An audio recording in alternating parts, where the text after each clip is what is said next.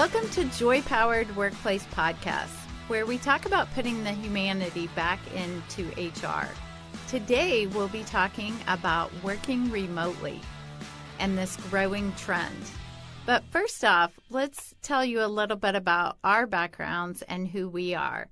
I'm Jody Curtis, owner of Purple Ink, an HR consulting firm in Indianapolis, Indiana. Joining me is my co-host and good friend, Susan White, who is a free-range HR consultant and former Senior VP of HR at J.P. Morgan Chase.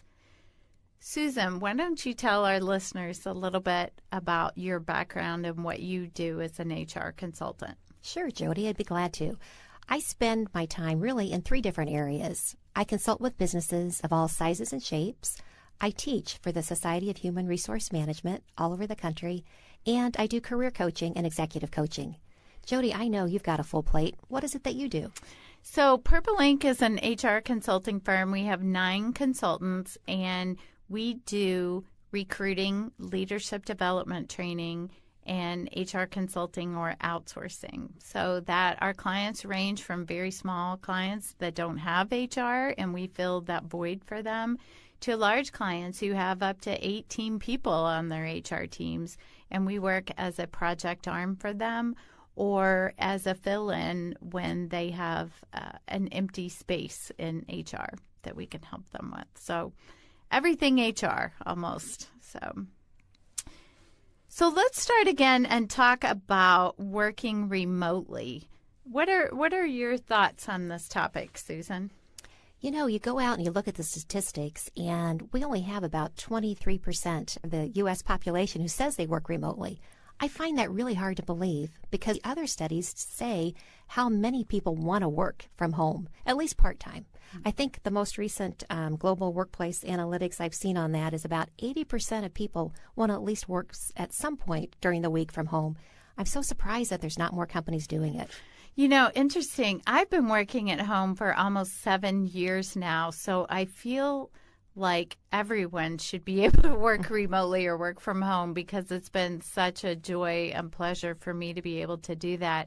But interestingly, Susan, I just had a conversation yesterday with a client who called me and said, I don't know how to handle these people who want to work from home. Even he was very specifically talking about employees who maybe had a sick child or had a repairman coming to their home for the day and they needed to stay home and they wanted to work while they were there. So he was even talking about very specific examples of that, and he was very concerned and not willing to be very accommodating to those. His thought was those people need to take vacation or PTO time to accommodate for those situations. And I laughed with him and I said, I'm maybe not the best person to talk to about this because I've worked from home for 7 years and I'm a big fan of it. But I do think it's interesting.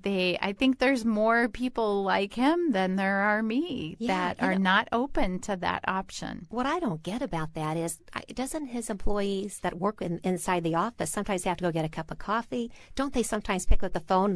They're actually quarterbacking somebody working on something in their house. Wouldn't you feel better having some respect for that employee, letting them stay home the days they need to, and while they're still able to do some producing? You know, if someone's at their house doing some repairs, it doesn't usually take them watching that person, for 8 hours. Maybe they let the person in the door, but they can sit down, get on their laptop, and keep producing for them.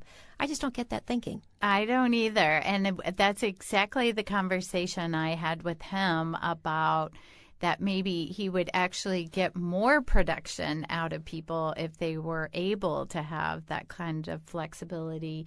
And if he was asking them to take a vacation day, that they absolutely weren't going to work. Right. It's zero productivity, right? Right. Yeah. But that he might be able to get ahead on projects or get more accomplished if he gave them that flexibility. So I think maybe I convinced him a little bit to adjust a little bit of those options and allow people, although again, in his case, it was only for very specific opportunities to do that. Wow. So, Maybe we should, at least for our listeners, talk a little bit about the pros and the cons, maybe from the employer standpoint and then maybe from the employee standpoint. yeah.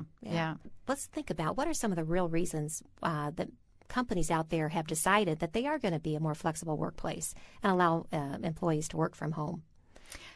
Interestingly, I literally just read on the way here that a company in Fishers, Indiana, was closing their operations in Fishers, but keeping the 240 employees who worked there so that they could work from home because Wow. of the cost savings of not having to rent the space. So I think that's a big one right there, just the opportunity for companies to save space. Oh, yeah, the cost of real estate, absolutely.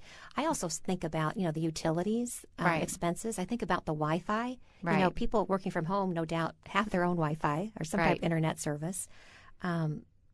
What other types of things could they save on? Maybe not having to buy the coffee or the water cooler or Right. other types of things. Well, I do think too that now it took me some time when I started my business 7 years ago, I wasn't immediately productive and it took me some time to get up to speed. But in the end, I think I'm way more productive at home by not having those water cooler conversations, the constant interruptions. Sure, we still interrupt each other with texts and phone calls and emails and that type of thing, but it's generally not as long a conversation as it is with people face to face. So I believe companies can actually be more productive and get more accomplished when people are working from home. There was a survey done in 2008 by the Computing Technology Industry Association, and they had surveyed lots and lots of businesses, and they came back with a statistic of 67% saying that they had a greater productivity out of their staff that worked either full-time or part-time who worked remotely. Yeah. I totally believe that. I think early in my career, although I was not working remotely, I had a very unique, flexible schedule that I was one of a very few people in my office at the time who was able to do that. And because I was so appreciative of that opportunity to work differently than others, I guarantee you it was the most productive time ever in my career because I wanted to prove to my coworkers and to my bosses that I could make it work and still be productive. I bet they got more out of you than if they'd given you an 8 to 5, right? Absolutely, no question about it. So I was coming in really early and had a lot of interrupted time in the mornings. So that also added to my productivity. So I think giving people those options to work when it's that doesn't mean everyone has to be able to work on their own time schedule, right? Sure. We got to focus on the customer, right? Right. We have to be available to customers, to clients, to our peers, to people who might need information from us. But I think if we can allow people some flexibility in their work hours, they can be more productive and happier at the same time. I really do agree. But you know what? I do believe that not every person is going to be successful at working from home or working remotely. Right. I think it does take some different kind of competencies than just somebody who just likes to come in and punch the clock, right? Right. I think you have to be pretty self-disciplined. Right. And you've got to be a self-starter. Right. So if you need somebody to poke you to get you off the couch, to get going, you may not be the right one. Exactly. And again, I think as in my example, it takes time to develop that. I mean, I had to kind of figure out when were the best times for me to make client appointments out of the office. And I found myself early on, I would make morning appointments with clients. And then in the afternoon, I'd want to come back and sit on the couch and do some work. And several times I found myself taking a snooze nap. And I figured out for me, that sitting on the couch was not a good option for me, especially in the afternoons, and that I was actually better working from home in the mornings and having client appointments in the afternoon. So it takes figuring out what works for people. I know other people who have I've just recently heard of this, and then all of a sudden I've met several people who do this, where people have theme days, and they try and do certain things on certain days of the week. So when you say themes, like today's the day I'm going to pay my invoices, today's the day I'm going to do outreach, that type of thing? Right. Today's the day I'll have client appointments. Or for some people who maybe work partly in an office and partly from home, that they figure out which types of projects they work on better at home, where they might have an uninterrupted time, or other projects. So yes, maybe that invoice time or paying bills is something they do in the office or not in the office. Or setting up client appointments is something they try and schedule as many as they can on Mondays and Tuesdays, or whatever that might look for them. That can create some discipline for people too. Oh, yeah, I like those ideas. One concern that I've heard from managers is that they don't really want to have employees working from home because they feel like they lose control of the data. And for fear that, a child will walk into the office space at home, or a spouse, or maybe a neighbor will come over to borrow some sugar. And, how secure is your company information if it's spread out on somebody's kitchen table? Yeah. Have you had that question come up, or do you have any ideas? I've had that question come up, but as you know, Susan, you're much more risk averse than I am. We discovered that a long time ago. Right. Yeah. I dot my I's and cross my T's. Yeah. So I'm very much on the technology side of at Purple Ink, for example. We don't have paper files. So not that we might not occasionally have some papers on the desk or in a folder or a current project that we're working on, but none of us maintain file cabinets at home or any volume of things that they keep. So we keep everything on our laptops, and they're all backed up to our Dropbox. And so that doesn't avoid that completely, but I think some of those practices can help it too. But again, you're more risk averse than I. What do you think about that? I agree with you. And I think that the more paperless that we can become, the absolute better. But I think that's important you have sort of a set of rules. If you have an employee that's working from home, you need to make sure that they understand data confidentiality rules and whatnot. I do believe that they need to have a laptop that is truly devoted to work. I don't think it should be the family laptop or the family computer where people go on and off. And I think you just need to set up a kind of a list of mutually agreeable norms, so that I would feel better knowing that they regarding the company information as much as I'd want them to. Right. Right. Certainly things like only working on via the company server and not storing data on hard drives. I've been through that several times in former organizations where people had information on laptops that were stolen or dropped or lost or had to be recreated or was stolen by an outside party too. So yeah, you can't be too even there, Jody. We have to look at the risks, right? Well, another topic that since I started doing consulting within the last 3 years, I have found that I really have to put extra prioritization on staying in communication with people, that I can, get lost in just the work I have in front of me, and I can look up and it's 6 or 7 hours later and I think, I've not spoken to another human being. I'm getting ready to do a presentation or whatnot. So I know for me, and I think that's a good best practice out there for others who are telecommuting full-time, is to make sure that you actually block time, that you're going to be doing outreach and talking to either colleagues or collaborators or your clients to make sure that you are, staying in touch with people. Right.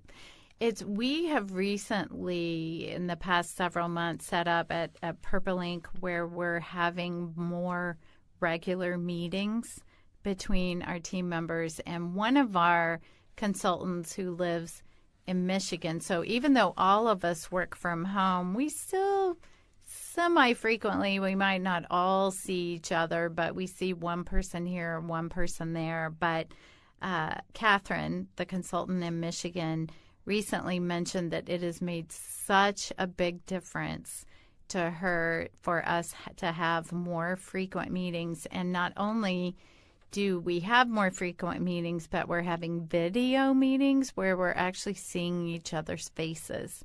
And although I have really enjoyed that too, that has made just truly a significant impact to her in the way she works, and feels like she feels like her interaction with others has gone up dramatically, even though technically it hasn't, but just by being able to see each other on the webcams. So that can be a good option too. I think it would probably actually get me out of my pajamas into nicer clothes. Right. On those days when I'm not visiting with clients, maybe I would dress a little better too. Yeah, I actually, it's funny, I had a client video meeting this morning, and I thought, ooh, I better, shape up a little bit here to have my meeting. So I've told many, many people over the years to Susan, when I started Purple Ink, that my greatest fear in having my business, it was not about clients, it was not about business development, it was not about cash flow. I'm not sure it was the right thing to worry about, and that I shouldn't have been more focused on those topics. But my number one concern was my fear of working from home. Even though I loved having that ability to do it, to think that I might be home 5 days a week all by myself. So when you talked about getting ingrained and looking up and thinking, I haven't talked to people, I'm an extrovert. And so it was very important for me to be surrounded by people. And I think something I did early on, if I didn't have anyone to meet with or thought I was going to have a whole day at work at home, I even would just call a friend and schedule a lunch so that I would get myself out of my home and talking with other people back when I didn't have any other internal people to talk to. So I think it's important to figure those things out for yourself about your personal needs and what you need to do to make it work for you. Oh, I think that's very smart. I just was reading an article in Forbes in November, and they were talking about working remotely. They said that you're 87% more likely to love your job if you telecommute. Oh, isn't that huge? I think that is huge. If I could find the secret recipe, the secret sauce to help my employees be engaged, I think you cannot not look at remote work, right? Right. I think so too. I do. One thing I hear, though, what do you think about, some people say, but there are so many jobs where you can't offer that to people. Do you think that's true, or do you think people just aren't thinking very creatively about how to make that happen? I think they're not thinking broadly enough. Mm-hmm. I think it's real easy to say no, but I think that if you sit down and really do a job analysis and figure out what are the actual responsibilities somebody has to physically be in a certain location to do, right, and then say, okay, maybe that's 40%, right, in some jobs 60%. Maybe there's a few. Maybe if you're a security guard, you need to be there guarding whatever it is they're paying you to guard. Yeah. But that's a good one. But I think I think it's rare. I mean, can you think of any jobs where absolutely, people used to say to me, well, if you're managing people, you've got to be there to watch the people. Right. I don't buy that anymore. Right. You know what? If you're, now maybe if it's a call center and everyone is attached to technology that has to physically be there, all right. But usually, even jobs that are customer service oriented, so many of them now are being done in remote locations or from people's homes. Right. So as long as you have the right platform of technology and you can see what your staff's doing, perhaps you can listen into those calls for training purposes only. Right. Or if you can see the call volume coming in, so on and so forth. I'm not convinced that that answer of, no, this job has to be done here is really a fair answer. Right. I think the one job that always comes to mind for me first is thinking that, well, you're receptionist. You couldn't have your receptionist work from home. But I've decided I think that isn't valid either. I know in offices I've worked at, the receptionist couldn't physically see us anyway. She was looking at a computer screen or a monitor that showed whether people were in or out of the office or available or not available. Of course, you would have the issue of greeting people who might physically come into your space.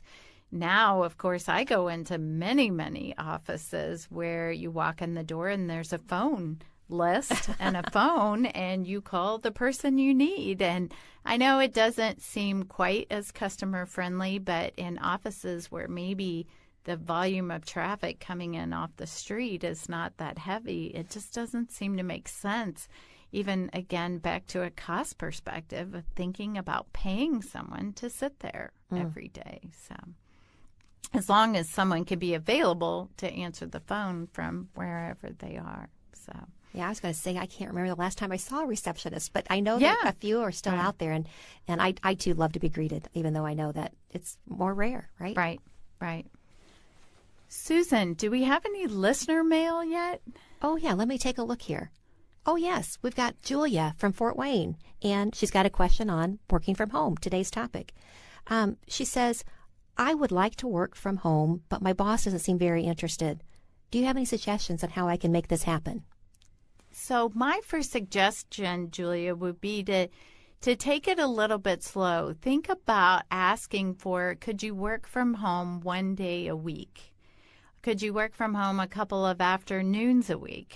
How could you start out that would maybe make it work for your boss, and sort of a trial run that you could ease into it and let him gain your trust and respect, let him figure out what works well for you to do at home and what might not. Yeah, I think that's smart.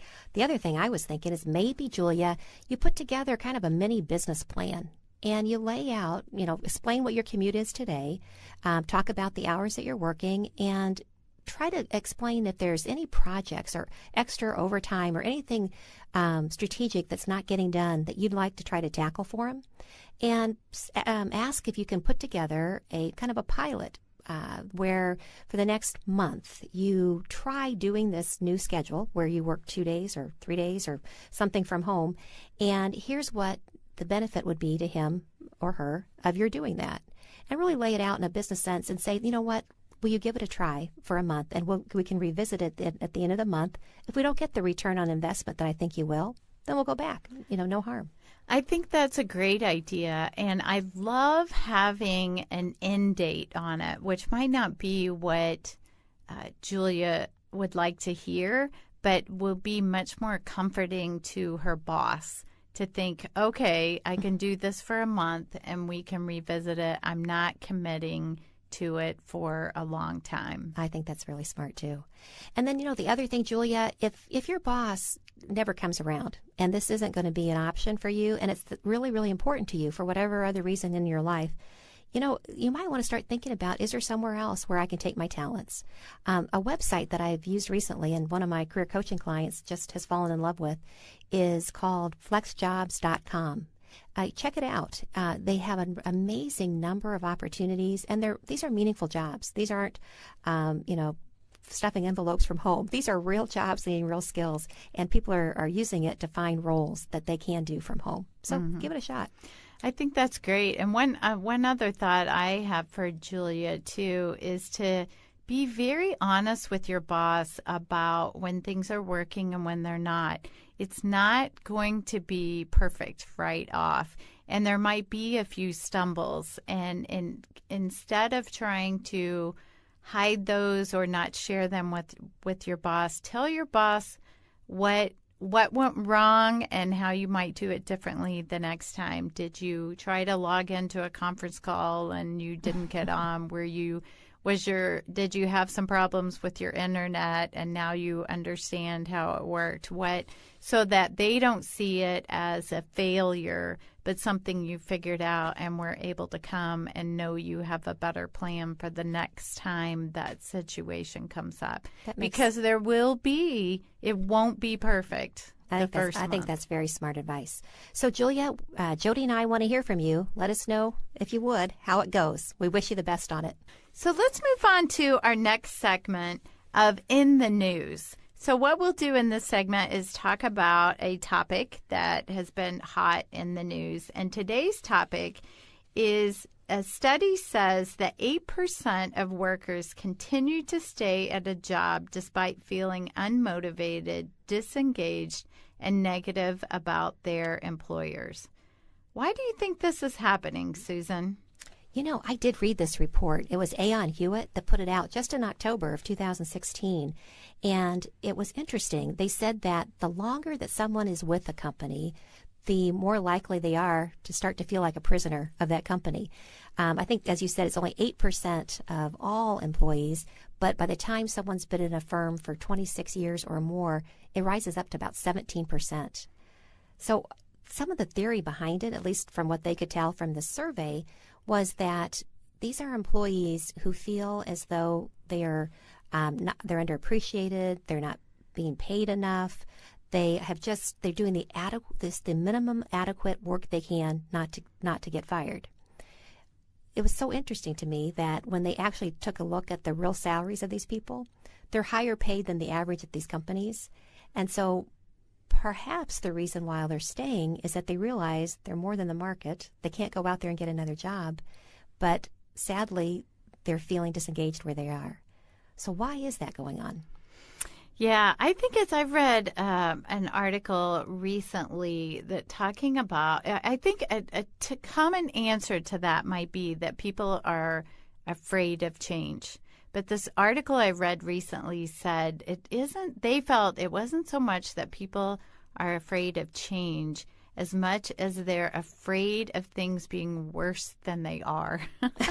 That they're afraid to take a new job where it might be even worse. Wow. The grass isn't greener. They're afraid the grass is browner. Huh? Right, huh. right. And I have personally had an experience in my career, not so much with myself, but with the people, the executive team I was surrounded by, where this was absolutely the case. And you mentioned about the pay scale. These were the highest paid people in the company, and they had stayed there so long and in a role that they were disengaged from and likely hadn't kept up their skills in their field as much and were overpriced in the market. And they were afraid to go out there and find that they couldn't replace their incomes and were living at a lifestyle that they wanted to continue to support. So they stayed in roles that they were very disengaged in. And you know what makes me sad about that is that affects everybody else that's working with them, right? Exactly. When you're working with somebody who is tired or bored or just not enjoying what they're doing, that you can't help but feel that tension in the workplace. Right.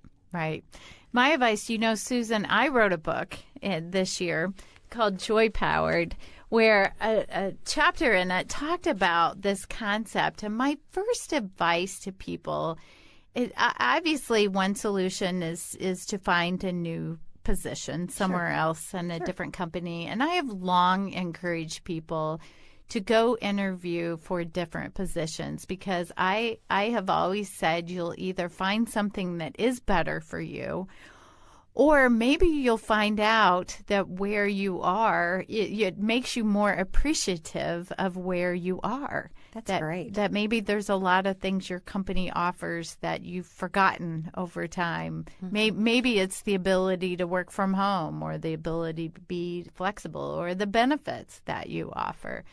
But before you even do that, which can be an option, my first advice to people, I'm a fan of Strength Finders, is to really think about what you do best and how can you re-engage those activities in the job you have right now. You know, you might have been there, might have been there for a while doing the same old routine and losing their engagement. But if they refocus on their strengths and what they do well, maybe there's some things about their current job that they can find themselves being re-engaged in. I think that's an excellent point. You know, it was interesting in this Aon Hewitt study, they gave some advice too to managers. You know, managers realize when they have an employee that's not engaged. You know, you can feel it, you can see it, you can taste it, you can smell it. Managers need to sit down with those employees and say, I think you've got more potential than you're sharing here. Right. And let's put it on the table. I know you're capable of more. And you walk around here acting like a prisoner, you know. Let's talk about, we need to make that different. And maybe they're performing the work itself, but if they're not living your company's, engagement and values and mission and vision, I think that's a real conversation that managers should not, I don't know if the right word is tolerate, but should not accept it. You know, I think sometimes folks just need to be spurred on. I think that's exactly right. And again, for the managers, it's an opportunity to look deeper in those employees and talk to them about re-engaging them in the position. Or maybe it is time for them to move on to a different role. Maybe it's time for the manager to make that decision. But again, I would also encourage that manager to take that initial step to think about re-engaging their strengths, to motivating them to think about what their potential is and how they might add more value. I agree. Well, thank you for listening to us today. If you have questions or feedback, you can follow us on Twitter @JoyPowered. Please tune in next month as we talk about how to negotiate for salary and a raise. All right. Thanks, everyone. Thanks a lot, Susan. Thank you, Jody. Bye-bye. Bye.